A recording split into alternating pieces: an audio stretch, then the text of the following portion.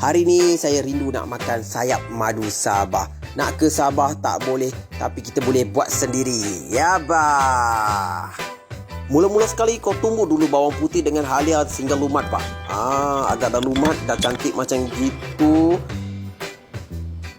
Dan kemudian ambil garpu, kau cucuk-cucuk sedikit ayam tu bah. Baru perapan masuk ke dalam isi dia bah. Baru cantik bah. Masukkan 2 sudu besar sos tiram untuk rasa lemak-lemak masin tu.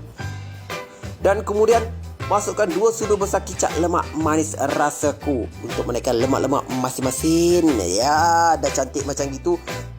Dan kemudian campurkan juga 2 sudu besar sos cili untuk rasa sepedas-pedas masam-masam gitu. Masukkan juga 3 sudu madu.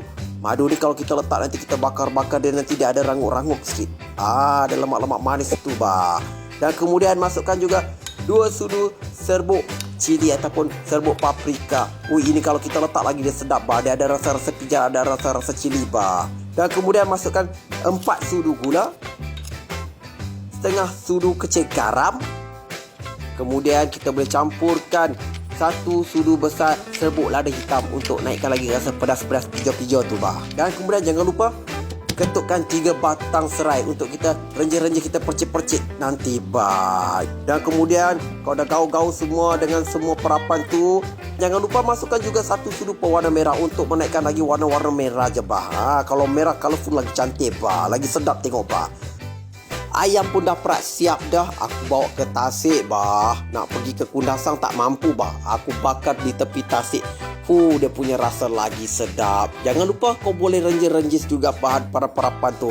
Baru dia nampak cantik. Ayam pun tak kering, lembab elok. Dan satu lagi, kalau ayam dah masak cantik macam gitu dah, jangan lupa perapan tu jangan buang. Boleh kita buat dia punya sos bah. Bahan untuk sos, lebihan perapan tu kita campur dengan 1 sudu kecil tepung jagung, 2 sudu besar gula untuk menaikkan rasa-rasa manisnya. Campurkan juga 2 sudu besar kicap manis rasaku untuk menaikkan rasa lemak dan manis dia tu. Dah pancur cantik macam gitu bah, kau boleh masak sedikit bah. Wah, kacau. Dah pun siap sosnya. Kepak ayam pun semua dah sudah siap bah. Sos pun dah sudah siap, kita boleh hidangkan.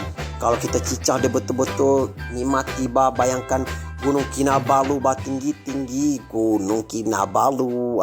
Rasanya lagi sedap bah. Boleh bah, jangan tengok saja, kena cuba bah. Mudah sangat resepi ni. Selamat mencuba.